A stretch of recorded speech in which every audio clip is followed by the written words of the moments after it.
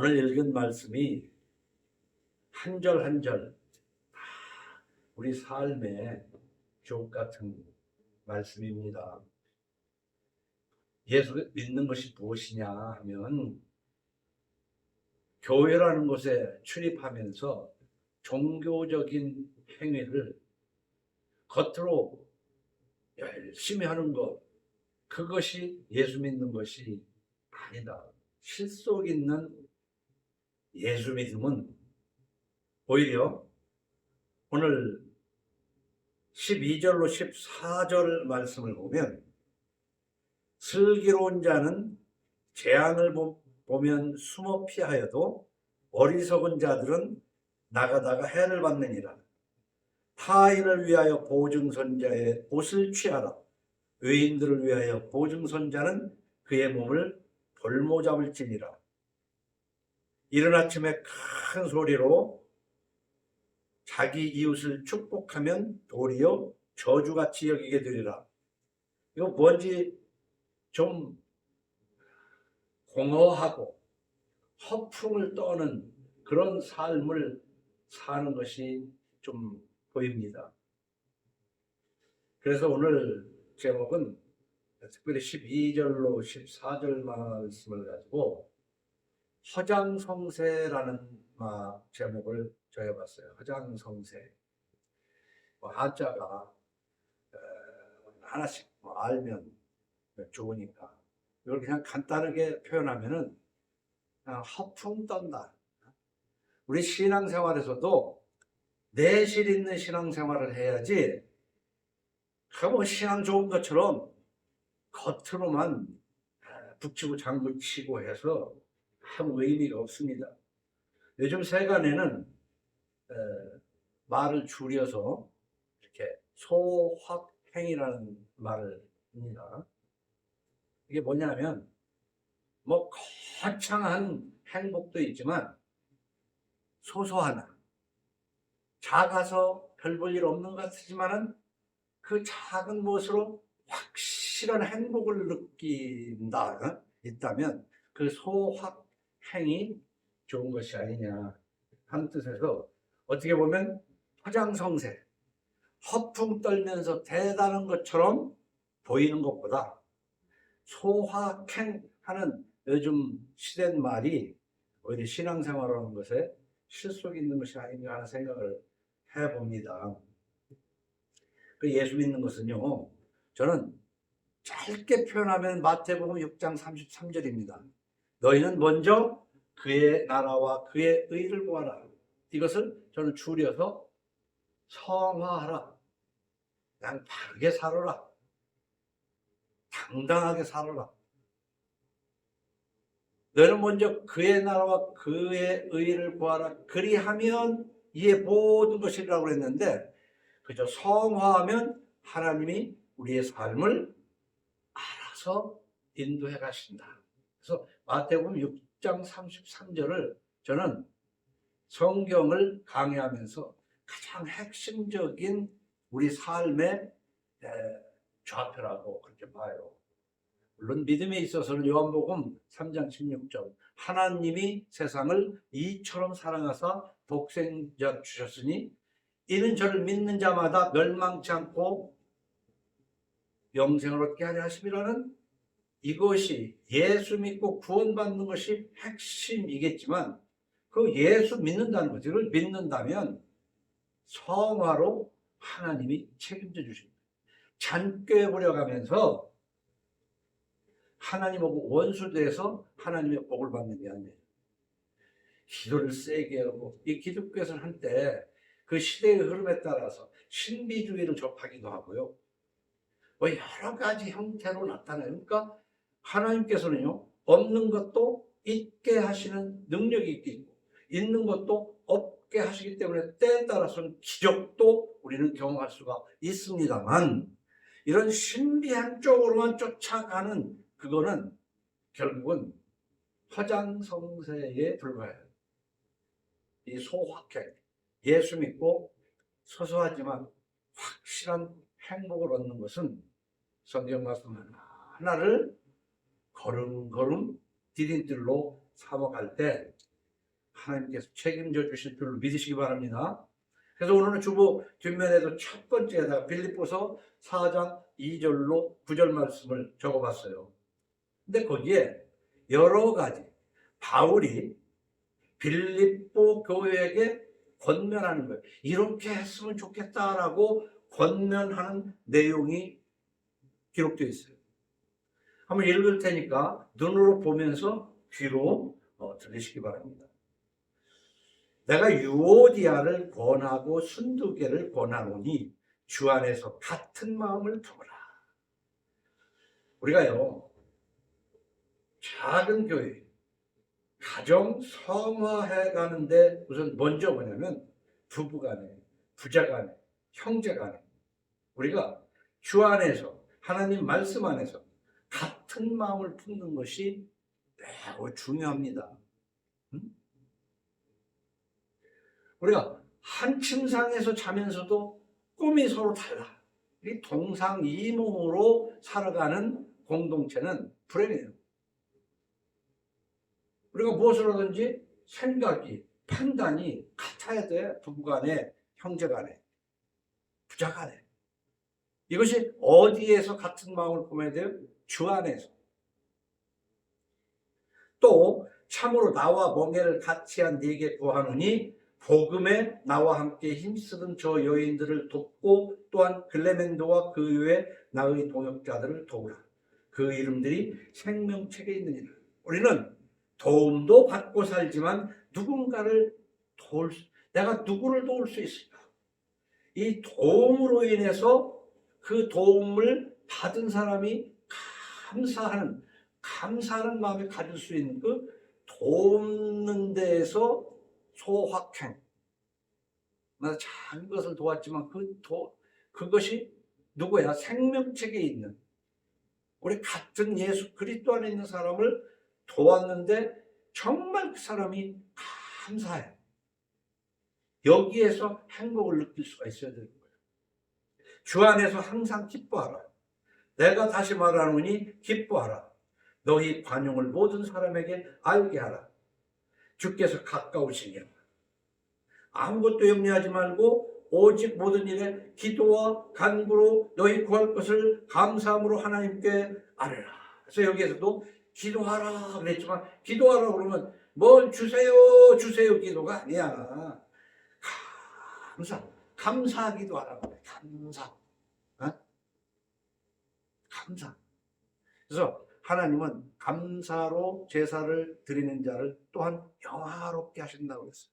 그래서 우리가 감사는 또 하나의 감사를 낳게 돼요.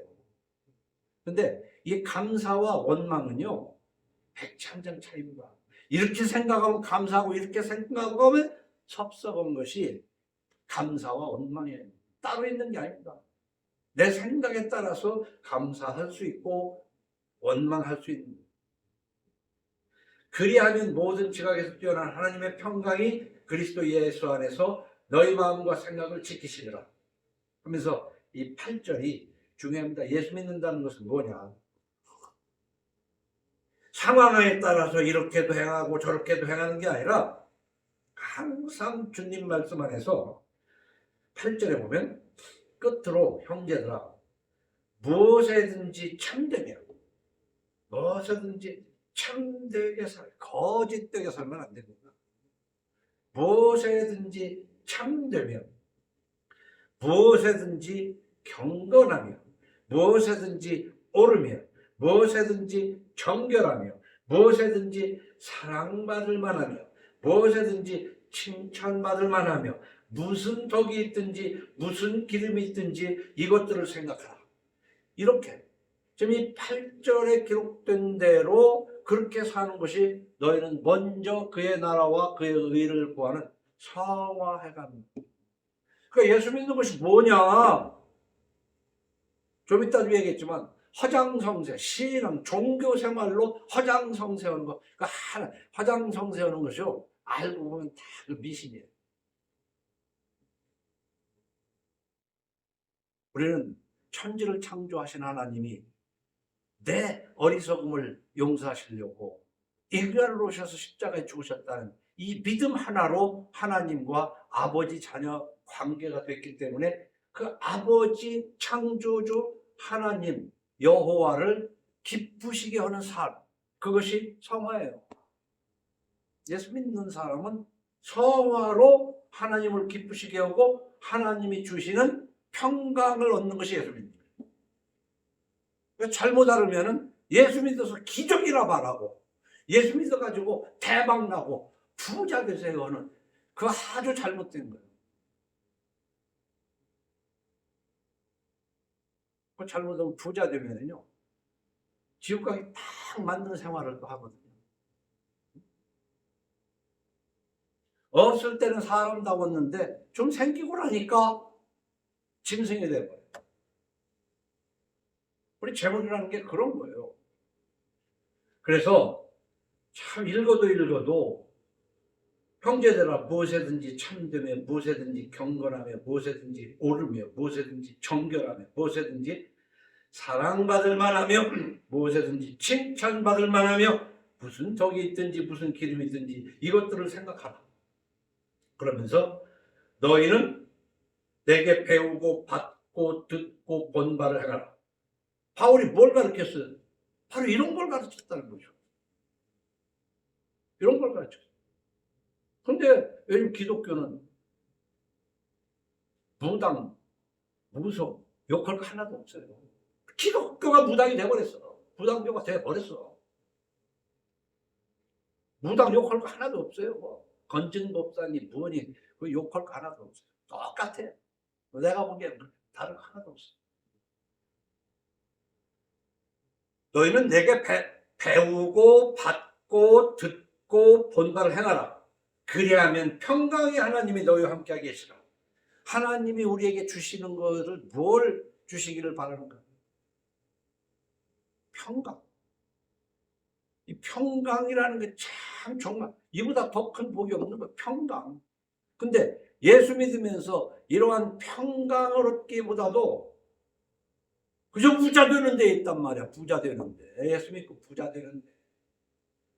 보리밥도 제대로 못 먹다가 풋고추에 보리밥 물 말아 먹던 때를 생각하면 지금 다 부자 되지 부자 안 된 사람이 어디 있어요. 한도 끝도 없는 거야. 그럼 부자 되고 부자 돼가지고 우리나라 땅을 다 갖겠어. 지구 덩어리를 다 사겠어. 아무도 못하는 거거든. 어떤 재벌, 세계 재벌도 딱 다 갖지도 못해. 그러나 정도의 차이는 있지만 거기에서 조금 더 해봐야 거기가 거기에요. 응? 그래서 이 허장성세 하는 그 신앙생활에서도 그 실속 없이 평강을 얻지는 못하고 매일 날마다 불안, 초조, 근심, 걱정, 염려 이것으로 그냥 노심초사해가면서 살면서 그냥 어떻게 했든 뭐 그 확장하려고 이게 확장이 기독교 정신으로 착각을 하는 게 이 미국에서 온 잘못된 가르침. 확장, 성장 이것이 하나님의 뜻으로 생각을 하는 거예요. 물론 하나님이 마음을 만드시고 모든 짐승을 만드시고 난 다음에 인간을 만드시고 마지막에 생육하고 번성하라 땅에 충만하라 그러셨거든요. 이 의미를 제대로 잘 모르고 확장, 성장 교회도 교회 성장이라는 이데올로기에 빠져가지고 한국이 지나간 50년 동안에 얼마나 못된 짓만 했는지 몰라요.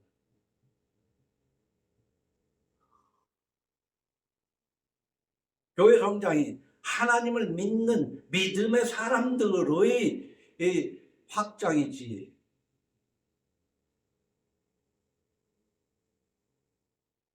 서울시 땅인 도로 밑에까지 막 지하실을 파가지고 막 건물 크게 지면 그게 확장입니다. 우리가 다시 배워야 돼요. 모든 것을 전면적으로 부정하고 다시 배워야 돼요. 너무 멀리 갔어요. 잘못 갔어요.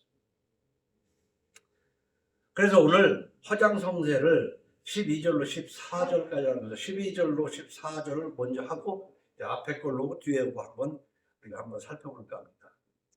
슬기로운 자는 재앙을 보면 숨어 피하여도 어리석은 자들은 나가다가 해를 받느니라. 위험한 것을 피할 줄 아는 것이 지혜거든요. 근데 하나님 말씀 안에서 보면 분명히 위험한 것인데 하나님 말씀 밖에서 보면 달콤한 것들이 많아요. 위험한 것에. 그걸 위험하다고 생각을 안 합니다. 하나님의 말씀을 읽으면 몹시 위험한 것인데 하나님 말씀을 팽개치고 인간의 탐욕으로 보면 굉장히 달콤한 것들, 이걸 피할 줄 알아라. 왜냐하면 그 달콤해 보이는 것 뒤에는 반드시 재앙이 있다는 것이지. 그걸 볼 줄 알아야 됩니다. 그걸 못 보고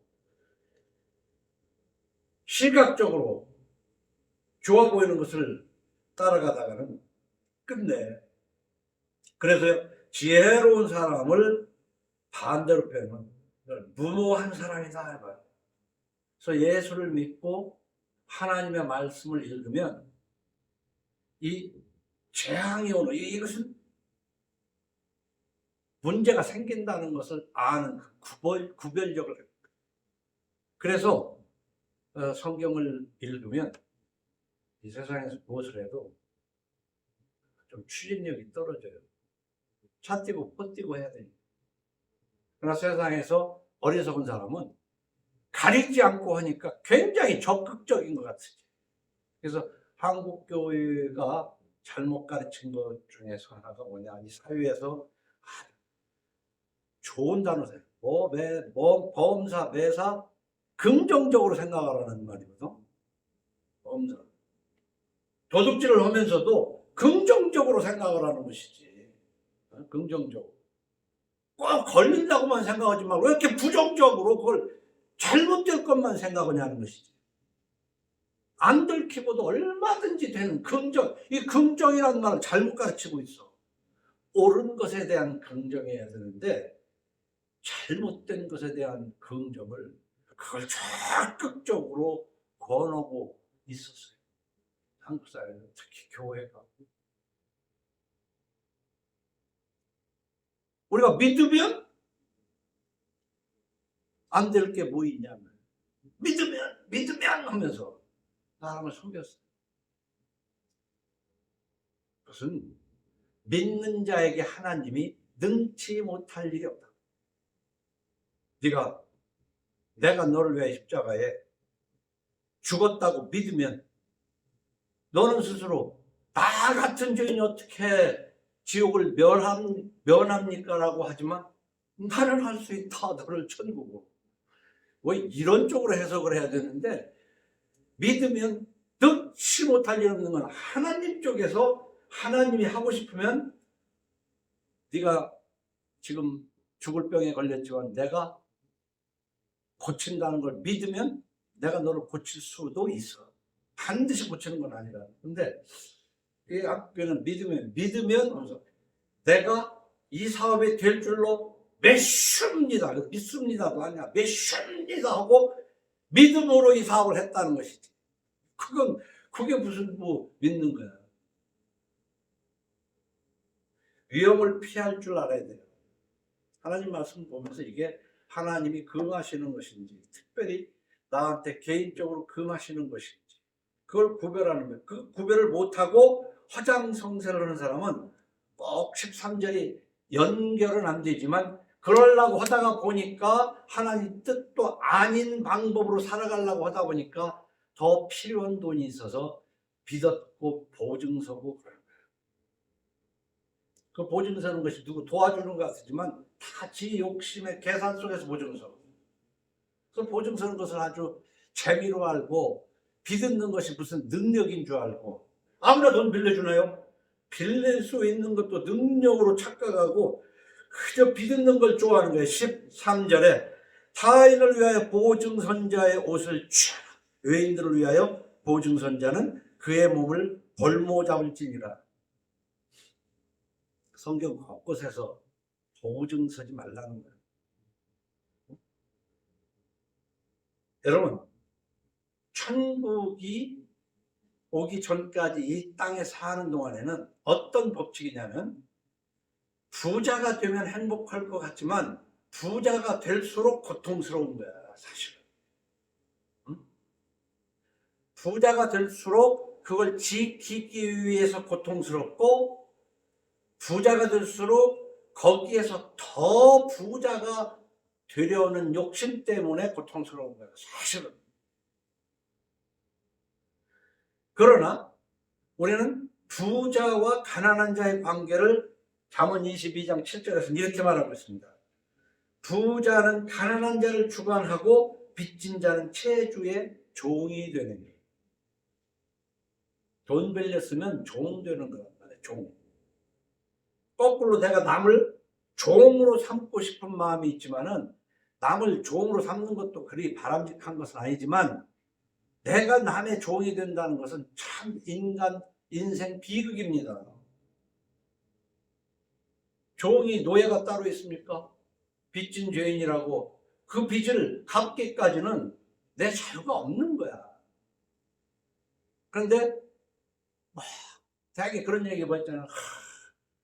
우리 아버지가 보증 잘못 써가지고 집안이 몰락해서 좀, 자기 아버지는 하나도 잘못한 거 없고 자기는 하나도 잘못 없는데 보증 서서 망했다고 그러지만, 욕심이 잉태한 집 죄를 낳고 죄가 장성해서 죽게 되는 거야, 결국. 이런 것들이 재앙을 피할 줄 아는 슬기로운 사람이다. 근데 그런 걸 모르고 불나방처럼 달려드는 거야. 왜? 빌려다가 또 보증 쓴 것에 여러 가지 얽혀가지고 화장성세 자꾸 몸집을 키워가지고 뭐 된 건 줄 알아. 어? 그래, 흔히 모여서 실속 있는 알부자는 그렇게 남한테 그냥 있는 척도 안 해요. 솔직한 얘기로 우리나라가 이만큼 경제 성장을 하고 대단한 삶을 살고 있잖아요. 하지만 몇 사람을 빼고는 기업이든 개인이든 다 빚쟁이들아. 빚에 허덕고 있지 않냐, 이거야, 빚에. 그러면서 그냥 빚으로, 특히 요즘 20대들, 진짜 정말 제 아버지가 있어서 그 비싼 차, 몇 억짜리 차를 사주는 것도 바람직하지 않지만, 그런 거 중고로 시장에 나오면 그 암만 얼마 주고 사서 유지만 할래도, 펑크가 나가지고 타이어 하나만 갈을래도 막 지 월급을 갖다 뭐 넣어야 하는데, 그걸 타고 다니다가 뭐 어쩌고 저쩌고 그 허장성세, 응? 삶 속에서 허장성세가 다 빚이거든. 진짜 부자는 빚 없는 사람, 나가서 살아. 난 1원도 빚 없어. 자랑이 아니라 예수를 믿으면서 깊이 생각해 보면 보증서거나 빚 얻을 일이 아니야. 허장성세야. 남북이 좀 초라한 것. 하나님 앞에 떳떳하면 될 거지. 외상이면 소도 잡는다는 말이 있어요. 그 빚이 무서운 줄 모르고 일단 먹고 보자는 것이지. 일단 먹고 보자. 먹고 죽은 귀신은 때깔도 좋다 해가면서 일단 먹고 보자는 거지. 나중에 뒷감당을 어떻게 할까? 빚만 없어도 부자야. 빚이 있으면서 부자인 척 하지 마. 또 부자는 천국에 갈 수가 없어. 왜 천국에 갈 수 없어? 지난번에 번을 죄 짓고 있는 돈 가지고 죄를 짓고, 그게 부자야. 너는 사람과 더불어 손을 잡지 말며 남의 빚에 보증을 서지 말라. 만일 갚을 것이 내게 없으면 네 누군 침상도 빼앗을 것이라. 네가 어찌 그리하겠느냐. 이 빚을 지면요, 보증으로 빚을 졌던 꼬아서 빚을 졌던 간에 나중에 침상도 뺏긴다. 침대도 없는 사람은 뺏길 것도 없겠지만 숟가락까지 뺏긴다는 거죠. 네? 그냥 세상 말로 나는 뭐 가늘고 길게 살지 않을 거야. 굵은 똥 싸다가 죽을 거야. 굵은 똥이고 가는 똥이고 그냥 욕심내지 말고 형편껏 사는 것이 그게 재앙을 피하는 지혜다. 하나님의 말씀이 조응이 되어야 할, 하나님 말씀대로 성화되어야 할, 우리는 먼저 그의 나라와 그의 의를 구해야 할 사람이 남의 종이 되고 나면은 어떻게 하나님 말씀을 지켜요? 못 지켜요. 못 지켜. 어? 그리스도인이 돈과 사람의 종이 되는 것이 빛과 보증이에요. 이게 허장성세란 말이에요. 허장성세. 그래서 로마서 13장 7절에는 모든 자에게 줄 것을 주되 조세를 받을 자에게 조세를 바치고 관세를 받을 자에게 관세를 바치고, 이 얘기 그냥 세금 낼 거 내고 무슨 뭐 절세니 뭐 해가면서 탈세하고 뭐 이러지 말고 그냥 낼 건 내고, 무엇이면 갚을 거 갚고 그냥 줄 거 주고, 계속 표현되잖아. 소확행이가 거기 있어요. 두려워할 자를 두려워하며 존경할 자를 존경하라. 피차 사랑의 빛 외에는 아무에게든지 아무 빛도 지지 말라. 남을 사랑하는 자는 율법을 다 이뤘느니라.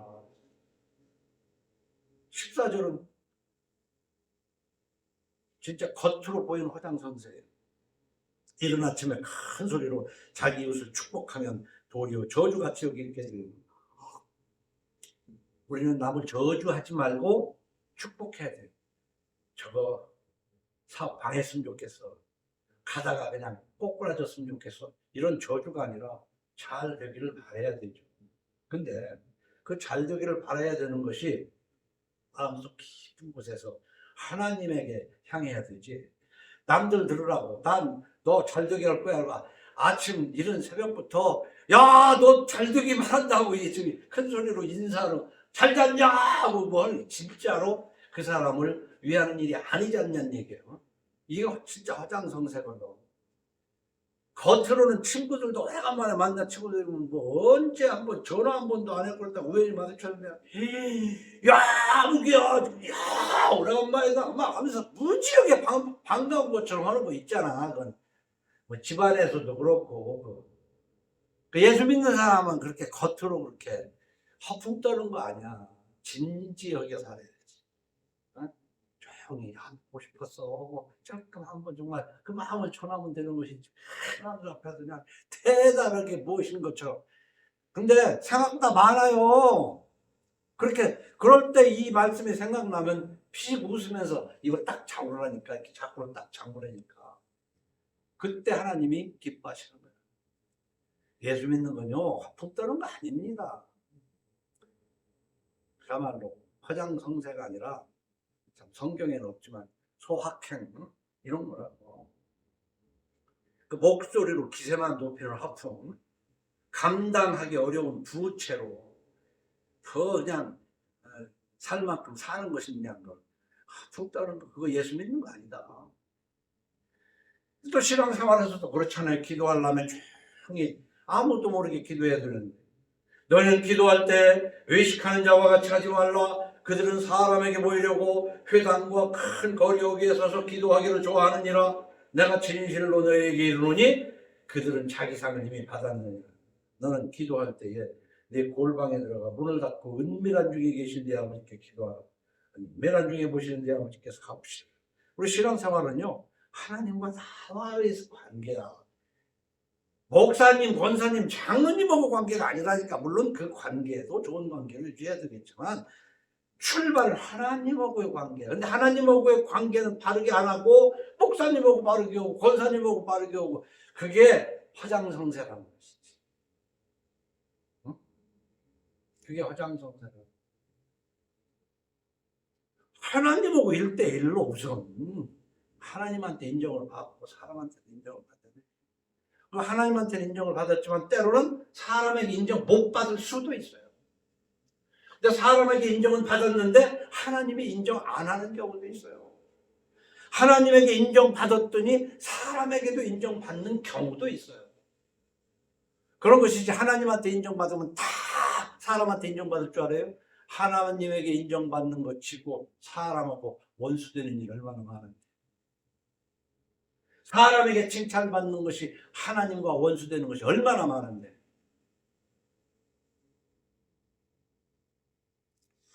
그래서 앞으로 7절로 돌아가면 우리가 감사와 서운함, 원망 사이가 110장 한 장 차이 같다고.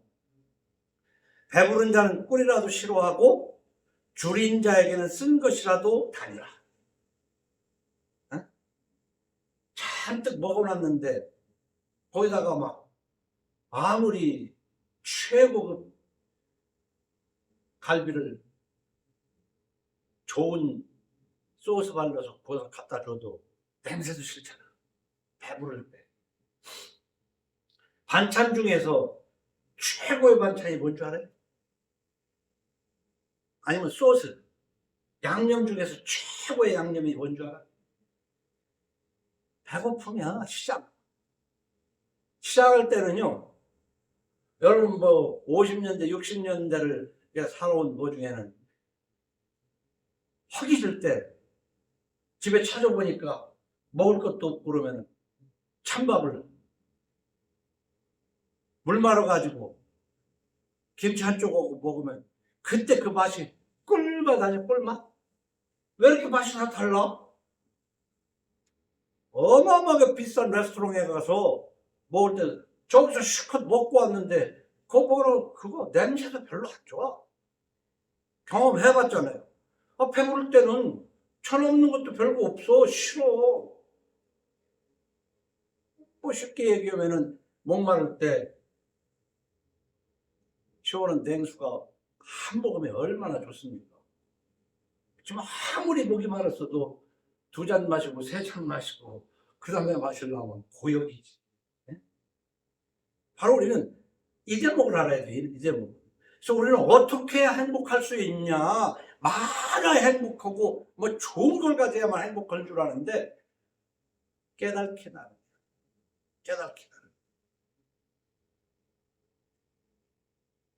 정말 배고플 때 다른빵 한 조각에다가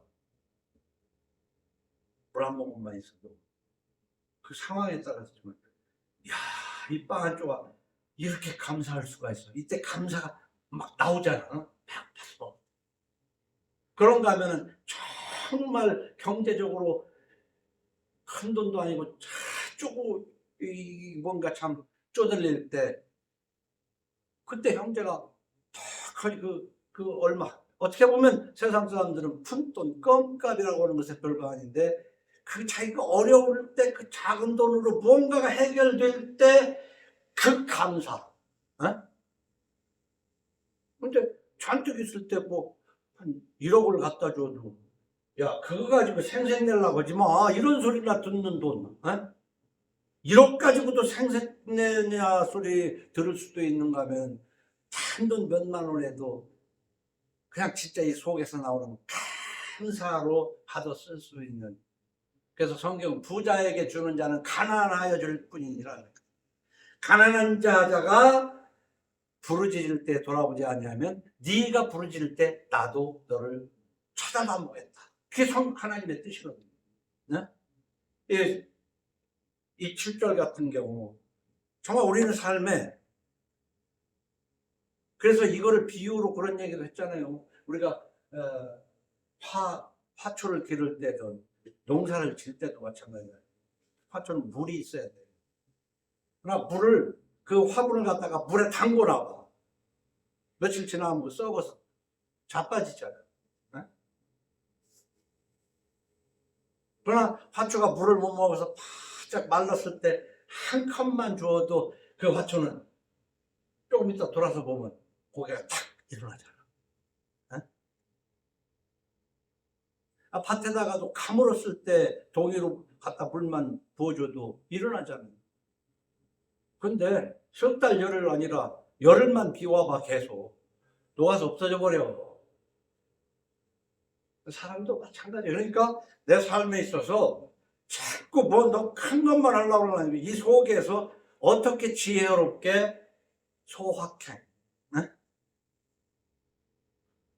허장성세로 고통받는 것이 아니라 소확행하는 지혜가 필요하다는 거예요. 8절에 우리가 이제 보면 참 해석하기가 어려워요. 상황에 따라 다른데, 고향을 떠나 유리하는 사람은 보금자리를 떠나 떠도는 새와 같으니라. 이게 60년, 70년대 같으면은 이게 조금 이해가 가요. 근데 요즘은 도시화돼가지고 도시에서 살기 때문에 뭐 고향에 대한 이미지가 별로 없다고. 그 고향 가봐야 부어내고 아무것도 없잖아. 그러나 그 어려운 시절에 집안이 별로 어려워서 도시로 나가가지고 가보니 생각같이 뭐 벌이가 돼. 누가 도와주는 사람이 있어. 고생하다가 보면 그 달을 보면서 고향 생각을 한다는 거 아니야. 고향을 떠난 사람이 얼마나 외로운가, 그 내용을 얘기를 하는 거거든요. 이것은 고향을 요즘은 바꿔야 되겠지. 정말 함께 할 수 있는 가족. 왜냐하면 우리나라는 알다시피 대가족이었었어요. 그죠? 한 집안에서도 할머니, 할아버지, 고모, 삼촌 막 이렇게 해서 활발하게 살기도 했고, 그때도 그렇게 못 사는 사람도 있지만, 그리고 한 집에서는 안 살아도 무슨 일이 있으면은 막 온 식구가 모이면 그냥 집안 가득하게 사람이 있었잖아. 적어도 적게 나도 5명 낳고, 보통 나면 7, 8명 낳고, 많이 나면 한 다섯씩 12씩 낳고, 그게 막 이렇게 이루면 사촌만 해도 얼마나 많았냐고. 그런 시대 밖에 나봐 먹을 것도 없고 특별히 준비된 사람 아니면은 밖에 나가서 고생하게 되거든. 그래서 핵가족이 이제 도시화되면서 핵가족이 됐잖아요. 그래서 가정가정, 둘째는 둘째대로, 셋째는 셋째대로 가정가정 살았는데 이게 자꾸 쪼개진 거야. 왜? 여러 가지가 있겠지만 부부간에도 파탄 나고 부자간에도 파탄 나고. 그래서 요즘 1인 가족, 1인 세대가 20몇 분. 대가족 사회에서 소가족으로 가면서 그것도 또 다 찢어져 갈라지고 해도요, 뭐 나름대로 뭐 되고 하면 괜찮지만 근본적으로 이 대가족만 꼭 좋다고는 할 수 없어. 근데 이 대가족이 소가족에서 대가족으로 좀 돌아가면 좋을 텐데 왜 대가족이 안 되는 거야? 대가족 꿈꾸는 사람 별로 없잖아. 귀찮잖아. 네. 어른이 어른답게 행동하지 못했기 때문에 대가족 별로 돌아가고 싶지 않아. 근데 가정에서도 뿔뿔이 흩어지고도 가정으로 별로 돌아갔다. 왜? 생각이 딴 데 있어, 생각이. 그러니까 이것을 참 여러 가지로 생각해야 돼요. 근데 그 대가족에서 소가족, 소가족에서도 핵가족, 핵 분열이 일어나는 그런 가정의 형태 비슷하게 교회가 성장을 하다 보니까 썩어 문드러져서 종교 개혁을 해가지고 개신교가 생겨서 개신교는 각 교회 중심 되어서 핵가족화 됐다고 하는 것과는 이렇게 같이 봐요. 그런데 거기에서도 이게 제대로 오늘 말씀에 주 안에서 같은 마음을 품어야 되는데 한 마음이 안 되는 거야. 한 마음이 되려면 성경 66권을 하나로 해서 똑같이 보태지도 말고 빼지도 말고 좌우나우로 치우쳐 사사로이 해석하지도 않고 같은 마음으로 해석해서 같이 가면 이렇게 안 되지. 그래서 우리는 대가족에서 소가족이 되면서 지금 뭐 이렇게 핵분열이 일어난 가족제도 못지않게 기독교가 개판이 되고 있어요. 그래서 조용히 가정성화가 지금 하나님의 뜻이다. 나는 그렇게 봐요. 가정성화. 가정에서 성화해가는 신앙생활을 해야 돼요. 어떻게? 소확행. 하나님 말씀 하나 읽어가면서 소소하지만 확실한 행복을 느껴야 된다는 말이에요. 건너뛰고 10절을 보면 네 친구와 네 아비의 친구를 버리지 말며 네 환난 날에 형제의 집에 들어가지 말지어다. 가까운 이웃이 먼 형제보다 나으니라. 꼭 형제가 형제만 해도 이웃 사촌이라는 말이 있잖아요. 이게 다 뭐냐? 같은 생각을 갖지 않으면 부부도 따로 되고 형제도 따로 되고 그냥 어떤 서류상으로만 부모 형제라는 것이지 함께 안 됩니다. 같은 생각을 하지 못하면. 그래서 교회가 콘크리트 구조물이 교회가 아니라는 거 어떻게 알아야 돼요? 같은 마음을 품은 사람끼리 두셋이 모였으면 그것이 교회라는 거예요. 그걸 놓치면 안 돼요.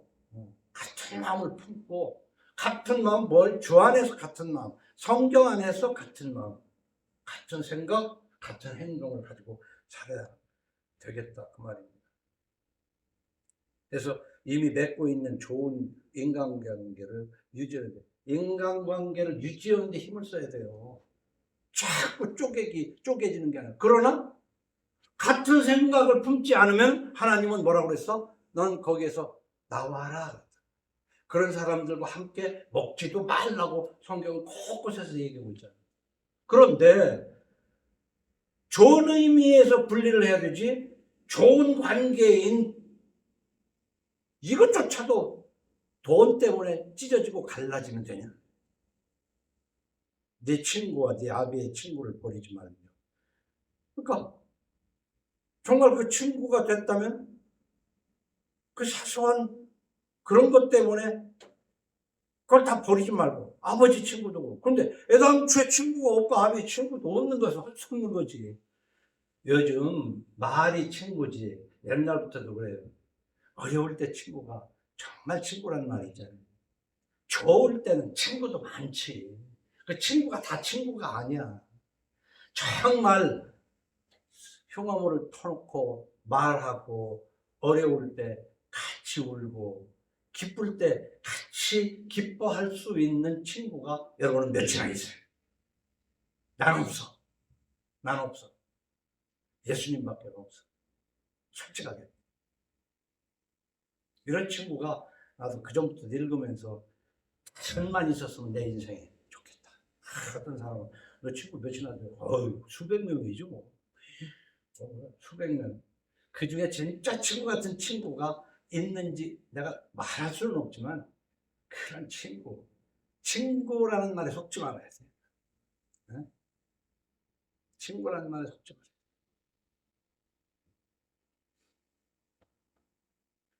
마지막으로 15절로 16절 오늘 16절까지 읽었습니다. 다투는 여자는 비 오는 날에 이어떨어지는 물방울이라 지겨워. 이 부부가 이는 내 살 중에 살이요 뼈 중에 뼈로다 이렇게 결혼을 하고 죽는 날까지 그렇게 살아야 되는데 마른 날에 비가 오면 좋지만 비 오는 날에 뚜벅뚜벅 떨어지는 이 이어떨어지는 것은 뭐냐면 집 안에 옛날에 이렇게 양동이로 비가 새니까 봤잖아. 그 뚜벅뚜벅 떨어지는 그 귀찮거든. 여기 다투는 여자는 다투는 남편도 마찬가지야. 이 다툰다는 것이 주 안에서 같은 마음을 품지 못하기 때문에 다투는 거 아니야. 주 안에서 같은 마음을 품으면 부부는 일심동체라는 말을 우리 많이 쓰잖아요. 한 마음, 한 몸. 근데 마음도 따로, 몸도 따로. 통계를 안 내봐서 모르겠지만은 우리나라가요 이혼율이 4세 하나다, 뭐 3세 하나다 이렇게 이혼도 많이 하지만은 살고 있는 사람들이 더 문제예요. 살고 있는 중에 살긴 같이 살고 있는데 사실 헤어진 거나 다를 바 없이 사는 부부들이 생각보다 많다는 것이지. 왜? 비 오는 날에 이어 떨어지는 물방울이 되는 거야. 비타가. 그래서 그래서 남편이 인간이야. 예, 남편이 인간이라는 거 아닙니까? 그럼 남편은 다 인간이 된대. 아유, 이 인간아. 하고 인간이 되는 거라는 거지. 예?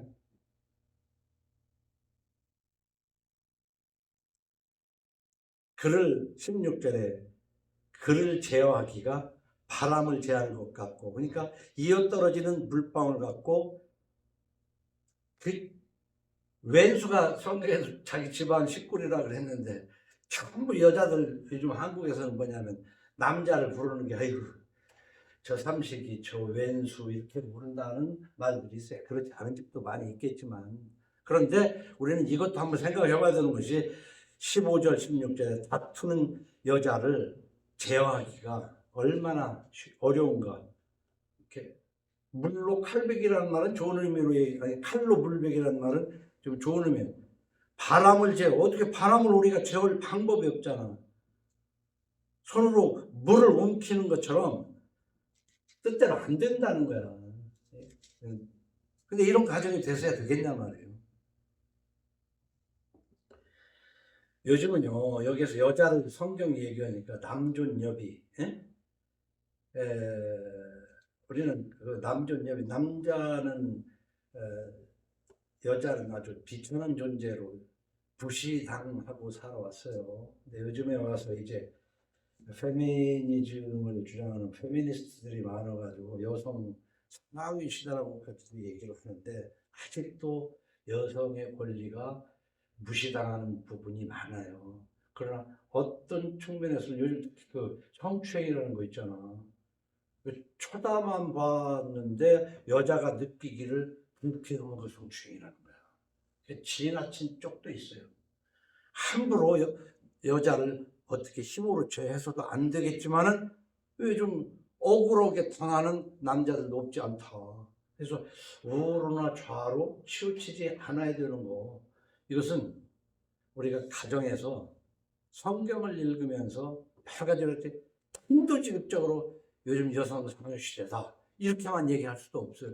그러나 옛날에 비하면, 옛날에 우리 이게 국민학교 다니고 그럴 때는 어머니들이 손님이 와서 나가려고 그러는데 버선을 안 신었으면은 발등이 보이면 부끄러워서 못 나갔다. 어? 그 조선시대는 장옷이라고 그래서 여자가 보면 밖에 나가려면 눈으로 밖에만 보이게 하고 얼굴을 다 가리고 다녔잖아요. 왜? 얼굴을 보이는 것은 부끄러웠어. 이렇게 여자가 억압받고 사는 것에 비하면은 요즘은 배꼽 내놓고 다니는 시대니까 여성 상위 시대가 되어버렸어요. 어느 한쪽 측면에서는. 응? 그러나 우리 가정에서 투는 여자, 비 오는 날에 이어 떨어지는 물방울, 제어하려고 해도 제어가 안 되는 이런 가정이 돼가지고 예수 믿는다고 그러면은 잠깐 기도하겠습니다.